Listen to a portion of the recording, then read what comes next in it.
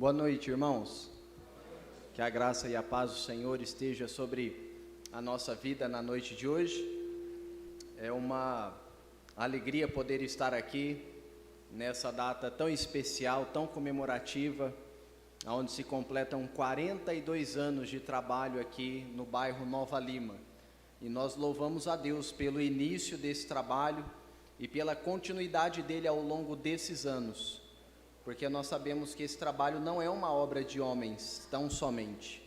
Acima disso, é um trabalho do Senhor. E é por isso que o Senhor tem sustentado e tem abençoado ao longo dessas décadas o trabalho que vem sendo desenvolvido aqui. Então, louvado seja o nome do Senhor por isso.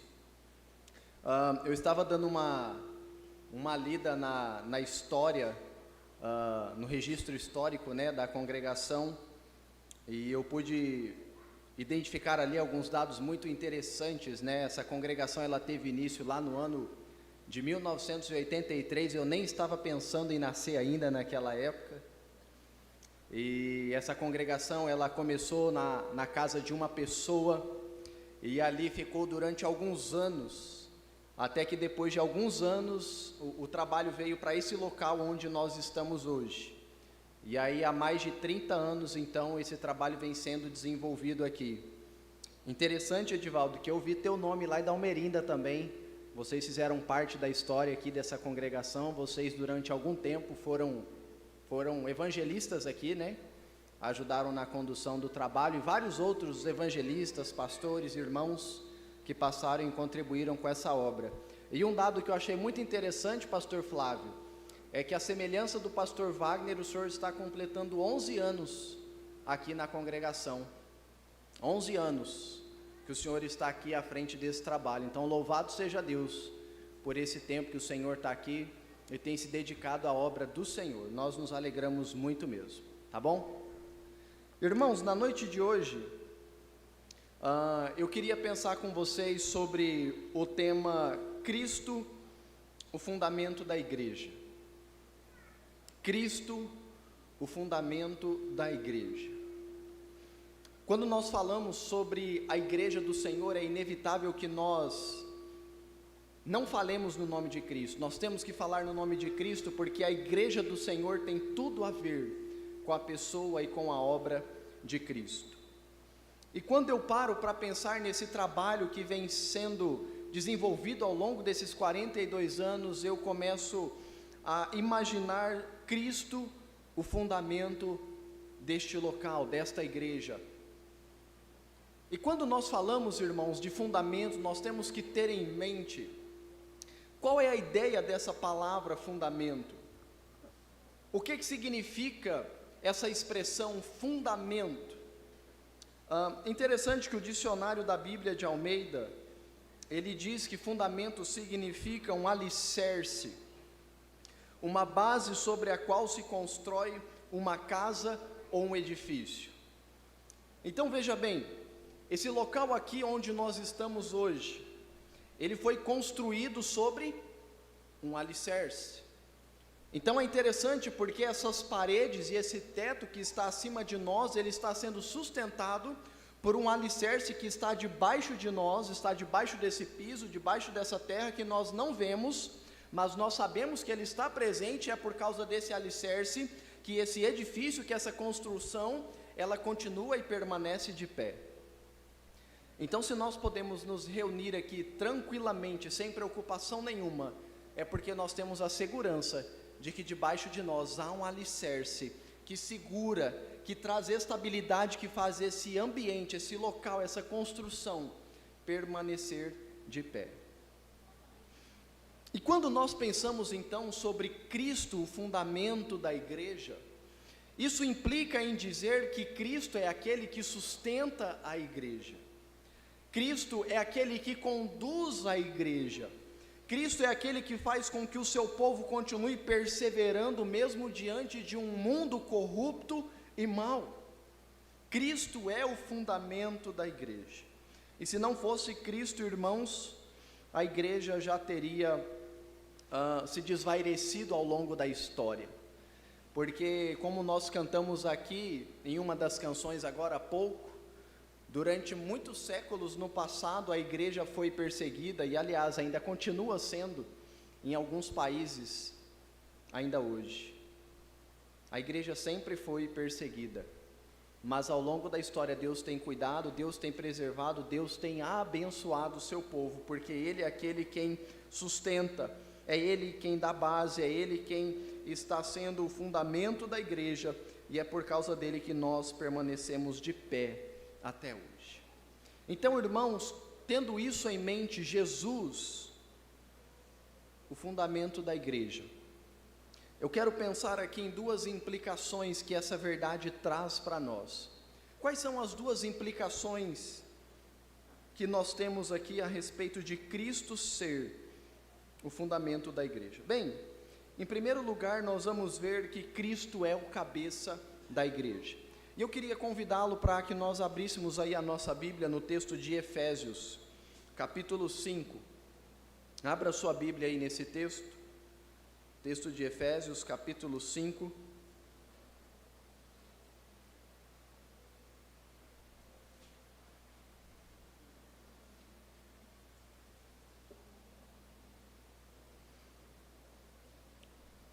Efésios 5, nós vamos ler o versículo 22 e 23.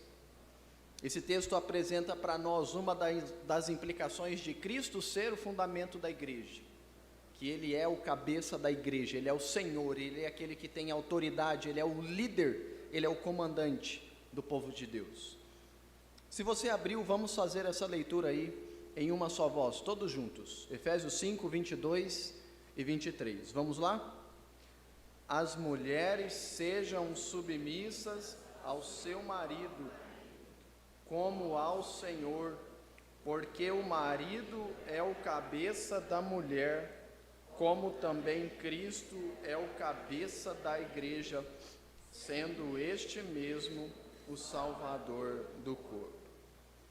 Veja, irmãos, esse texto que nós lemos de Efésios 5, nós vemos aqui a narrativa onde o apóstolo Paulo, ele apresenta para nós, no contexto familiar, qual é o papel do homem e da mulher. E quando Paulo passa então a desenrolar aqui e a falar sobre qual é o papel que o homem e a mulher desempenham dentro da família, Paulo começa a sua instrução se dirigindo às mulheres. E quando Paulo se dirige às mulheres, nós vemos aqui o apóstolo dizendo que as mulheres elas devem ser submissas ao seu marido, assim como elas são submissas ao próprio Cristo, ao Senhor da igreja, o cabeça da igreja. E a ideia aqui que o apóstolo coloca sobre submissão tem a ver com a ideia da mulher ser liderada pelo seu marido. Ou seja, quando o apóstolo Paulo está falando aqui que a esposa precisa ser submissa ao marido, ele está dizendo que a mulher precisa se deixar ser liderada pelo seu marido. E nesse momento que Paulo apresenta então essa estrutura do contexto familiar, ele usa essa estrutura para aplicar essa realidade, a realidade de Cristo e a igreja. E o apóstolo Paulo então diz para nós que a semelhança da submissão da mulher ao homem no contexto familiar, da liderança do homem, assim também a igreja, a noiva de Cristo, o corpo de Cristo, ela deve ser submissa a Cristo, que é o seu líder. E nós vemos então Paulo desenvolvendo essa ideia aqui no texto que nós lemos de Efésios 5. Ele começa a descrever que enquanto igreja nós temos o dever de sermos liderados por Jesus Cristo, aquele que é o Senhor, aquele que é o cabeça, aquele que governa a igreja. Portanto, irmãos, quando nós falamos que Cristo é o cabeça da igreja, isso implica em dizer que Cristo é o líder, Cristo é a autoridade, Cristo é o guia, Cristo é o responsável pelo bem-estar da igreja. E veja, irmãos, Cristo tem esse papel, Ele é aquele que lidera a igreja, Ele é o pastor dos pastores, Ele é o advogado do seu povo, Ele é o cabeça do seu povo, Ele é a autoridade suprema e máxima e única do seu povo.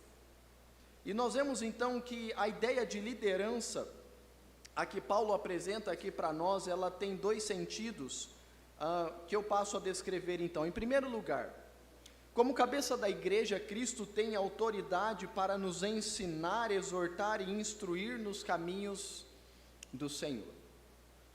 Então veja, se Cristo é o líder da igreja, se Ele é o cabeça, se Ele é aquele que comanda, se Ele é aquele que lidera, então Ele tem autoridade para instruir, exortar e ensinar o seu povo no caminho pelo qual eles devem seguir. Veja, irmãos, nós não somos aqui liderados meramente por homens. Deus usa sim homens como seus instrumentos, mas a autoridade máxima de Deus, ela foi revelada por meio da Escritura, e a Escritura nos apresenta então a vontade de Deus, e é por meio da palavra de Deus, na revelação máxima do seu Filho, que nós somos liderados e guiados na nossa caminhada cristã. Então, Cristo, sendo o nosso líder, Ele tem autoridade para nos dizer o que nós devemos e o que nós não devemos fazer. Ele nos guia pelo bom caminho do Senhor, Ele nos guia pelas veredas da justiça, Ele nos guia no caminho da santificação. Interessante que o apóstolo João, no capítulo 10, versículo 27, ele diz o seguinte: as minhas ovelhas ouvem a minha voz, eu as conheço e elas me seguem. Veja, o apóstolo João está dizendo: as minhas ovelhas ouvem a minha voz e elas me seguem. Portanto, Cristo, como autoridade, Ele chama o seu povo, e o seu povo atentamente, voluntariamente ouve a voz do seu mestre, e o seu povo segue a Jesus, aquele que é o cabeça da igreja. Mas veja, irmãos, há uma segunda ideia de autoridade, de liderança, aqui da parte de Cristo sobre a igreja. Então, em segundo lugar, como cabeça da igreja, Cristo exerce sua autoridade como um líder amoroso que cuida, guarda e protege seu povo. Então veja, Cristo, Ele não somente exorta, ensina e instrui o seu povo nos caminhos do Senhor, mas Cristo também exerce um papel de liderança amorosa, a tal ponto em que Ele cuida, guarda e protege o seu povo. Perceba, irmãos, o líder, ele tem a tarefa de cuidar dos seus liderados. Então veja, um líder, ele tem a função e ele tem a tutela de cuidar daquelas pessoas pelas quais ele está responsável. Então o líder, ele é o responsável pelo bem-estar do seu grupo. O líder é aquele que deve cuidar do grupo de pessoas, de qualquer perigo, de qualquer ameaça que possa lhe sobrevier. O líder é aquele que dedica a sua vida em prol daquelas pessoas às quais ele lidera. E Cristo, como sendo o líder da igreja, a autoridade da igreja, o cabeça da igreja, ele é aquele que cuida, que traz amparo, que protege, que traz o alimento e que conduz o seu povo na vontade do Senhor. Portanto, irmãos, nós vemos aqui que Cristo, como o líder da igreja, como cabeça da igreja, Ele é a pessoa mais interessada no bem-estar do seu povo, e Ele vai continuar cuidando do seu povo ao longo dos séculos, até a sua segunda vinda a este mundo, porque Cristo, como líder, é aquele que cuida, guarda e protege aqueles que são seus. Portanto, irmãos, a primeira implicação que nós vimos aqui, de Cristo ser o fundamento da igreja, é que Ele é o Senhor, Ele é o cabeça da igreja, Ele é aquele que lidera o seu povo, Ele chama o seu povo e lidera o seu povo. Mas em segundo lugar, nós vamos ver aqui também uma outra implicação de Cristo ser o fundamento da igreja, e nós podemos ver, irmãos, que além de Cristo ser o líder da igreja, Ele também é o Salvador da igreja. E essa é a segunda implicação de Cristo ser o fundamento da igreja. Cristo é o Salvador da igreja. Eu quero convidá-los para que nós abramos agora a nossa Bíblia no texto de Atos, no capítulo 20. Por gentileza, abra sua Bíblia nesse texto. texto de Atos, capítulo 20.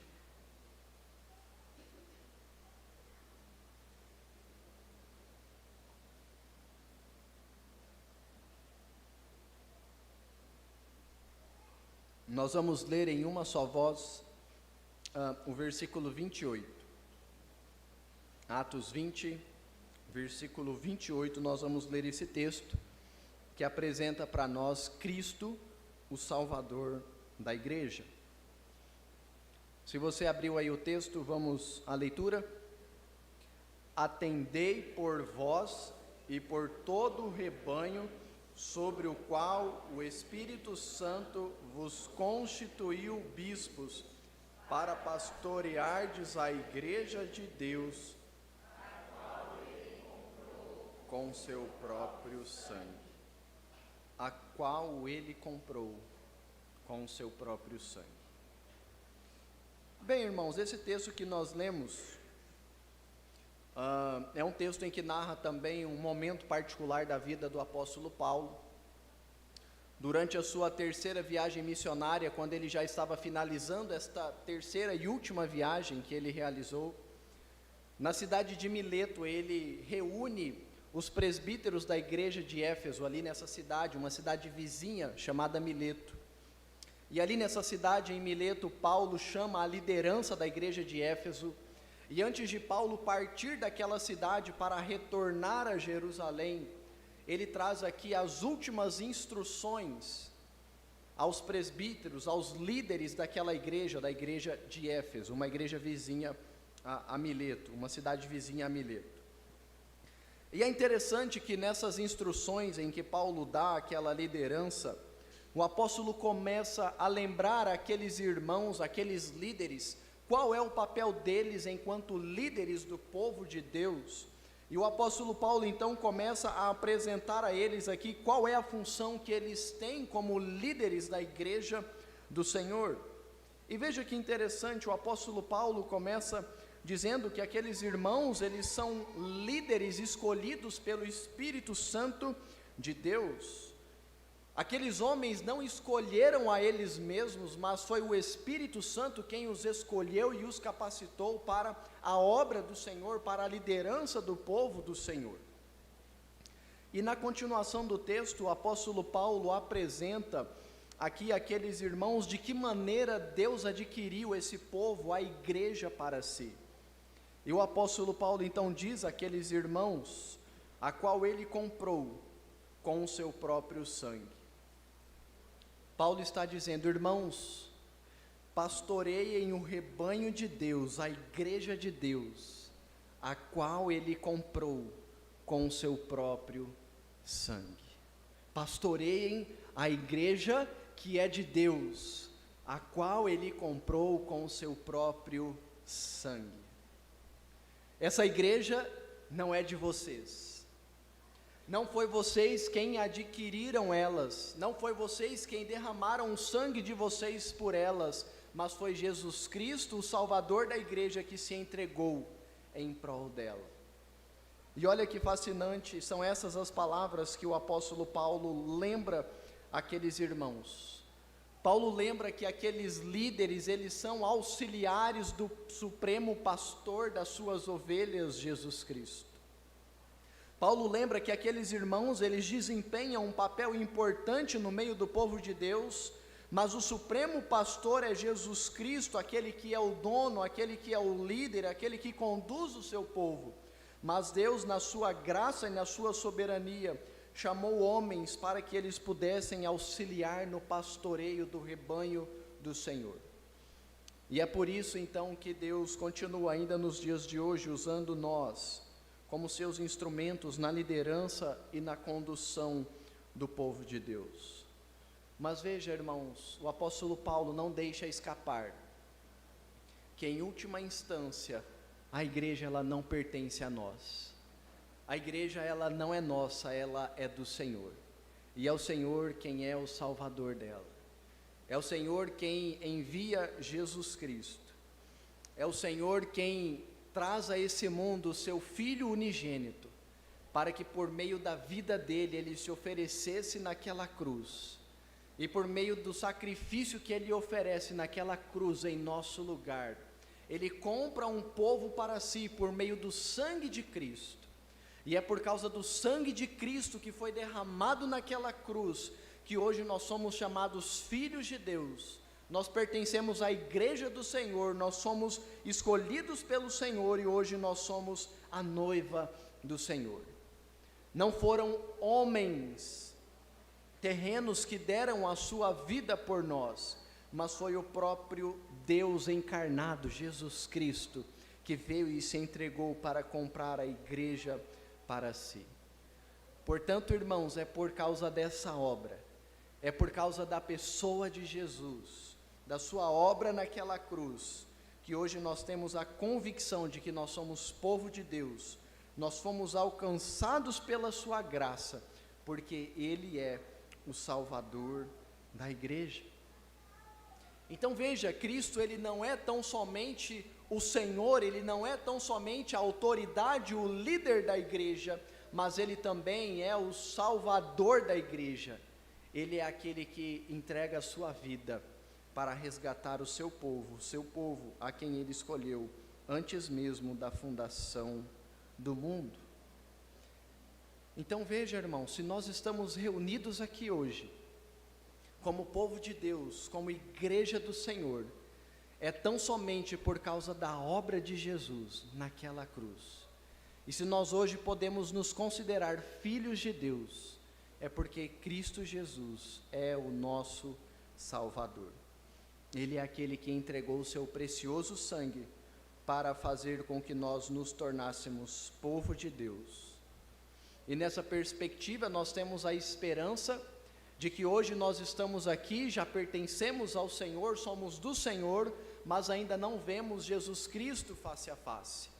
Mas a nossa esperança é que Jesus Cristo um dia retornará para buscar o seu povo, e quando Ele voltar para buscar o seu povo, nós subiremos juntamente com Ele, e nós estaremos com Ele por todo sempre na glória celestial. E de uma vez por todas, para todo sempre, nós estaremos gozando da presença celestial de Jesus na eternidade, porque Ele é o cabeça da igreja, mas Ele também é o Salvador da igreja. Então, irmãos, na noite de hoje nós vimos aqui que Cristo é o fundamento da igreja. E com base nessa verdade de que Cristo é o fundamento da igreja, nós vimos aqui duas implicações. Primeiro, Cristo é o cabeça da igreja, Ele é o Senhor, Ele é quem governa, Ele tem o papel de autoridade, de liderança sobre o seu povo. Mas nós vimos em segundo lugar que Cristo também é o Salvador da igreja. Ele mesmo derrama o seu sangue para adquirir o seu povo para si. E caminhando aqui para o final, eu queria então trazer aqui algumas aplicações ao nosso coração a respeito de Cristo ser o fundamento da igreja. Então, em primeiro lugar, Cristo é o fundamento da igreja. E esse fato implica, na verdade, de que Cristo é o cabeça da igreja, como também o Salvador da igreja. Irmãos, nós não podemos perder isso de vista. Nós não podemos perder isso de vista. Nós não podemos estar na igreja por causa de homens. A igreja não tem nada a ver com homens, a igreja tem a ver com Jesus Cristo, ou melhor, com o único homem, Jesus Cristo, aquele que é Senhor e Salvador da igreja. Então, se são as pessoas aqui que te motivam a vir à igreja, sua motivação está completamente equivocada. Se são as músicas que são cantadas e tocadas aqui que te motiva a vir à igreja, o seu sentimento está completamente equivocado. Se você vem à igreja tão somente pelo pastor, a sua motivação está errada. O que deve nos motivar a vir à igreja domingo após domingo, semana após semana, é a pessoa gloriosa e majestosa de Jesus Cristo. Porque Ele é o Senhor e Ele é o Salvador da igreja. Então, quando nós dizemos, vamos à casa do Senhor, nós devemos nos alegrar, porque nós estamos indo para nos encontrar com o Rei dos Reis, o Senhor dos Senhores, o Deus Todo-Poderoso, o Senhor da Glória, Jesus Cristo. Em segundo lugar, se Cristo é o fundamento da igreja, não precisamos temer mal algum. Em Cristo estamos seguros e nada nos separará do seu amor, nem a morte. Irmãos, essa deve ser a convicção do nosso coração de Cristo ser o fundamento da igreja. Se Cristo é o fundamento da igreja, nós não precisamos temer mal algum. Porque por mais que venham as perseguições, por mais que venham os momentos difíceis, por mais que os ventos turbulentos batam sobre esta igreja, e por algum momento nós pensemos que essa obra ou que esse trabalho vai ruir, nós devemos nos lembrar que quem sustenta essa obra, que quem está à frente deste trabalho, é o próprio Senhor Jesus Cristo, e é Ele quem peleja, quem luta, quem está à frente do seu povo. Então, irmãos, se nós sabemos que essa igreja é do Senhor, nós não precisamos temer a mal algum, porque os homens podem se levantar, Satanás e os seus aliados podem se levantar contra o povo do Senhor, mas o próprio Jesus nos diz que as portas do inferno não prevalecerão contra a igreja, porque é o próprio Jesus quem sustenta o seu povo, é o próprio Jesus quem conduz o seu rebanho, e Ele estará conosco todos os dias até a consumação dos séculos. Mas em terceiro e último lugar, nós devemos compreender que Cristo é o fundamento da igreja, e isso deve levar a igreja a ter uma vida de compromisso com Cristo. Então, irmãos, se Cristo é o fundamento da igreja, se Ele é o Senhor e se Ele é o Salvador da igreja, isso implica em dizer que nós precisamos ter uma vida de comprometimento com o Senhor. Nós não podemos e não devemos ficar brincando de ser crentes. Nós devemos ter uma vida séria e de compromisso com o Senhor. Ele entregou a sua vida naquela cruz para que nós fôssemos salvos. E Ele deseja que nós nos entreguemos por completo a Ele e que a nossa vida seja uma vida constante de santificação e de consagração ao Senhor. Portanto, que Deus continue te fortalecendo, te abençoando, para que você continue firmado nos caminhos do Senhor, porque o Senhor é o cabeça da igreja, mas Ele também é o Salvador da igreja. Que Deus abençoe, irmãos, a vida desta igreja, a vida do pastor Flávio juntamente com a sua esposa, a vida da liderança desta igreja, aqueles irmãos que congregam, são membros, aqueles que são visitantes, aqueles que são frequentadores, enfim, que Deus continue abençoando grandemente esse trabalho, que ele continue crescendo, expandindo para a glória e honra do Senhor nosso Deus. Feche os seus olhos, vamos fazer uma oração nesse instante.